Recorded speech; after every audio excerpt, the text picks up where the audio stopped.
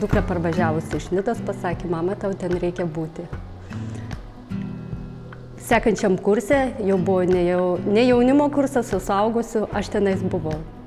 Kurse būdama, aš prieš labai daug buvau skaičiusi, labai daug domėjaus, nes man kažko tai trūko.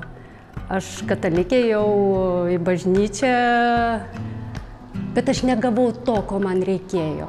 Aš visko tikėjau, bet man čia buvo tuštuma ir iki skausmo. Atėjus į pirmą kursą, be abejo, aš sėdėjau, skeptiškai nusiteikusi ir sakiau, viską žinau, viską žinau. Ir aš paskui suvokiau, žinojimas nieko neduoda, reikia daryti. Ir pradėjau daryti.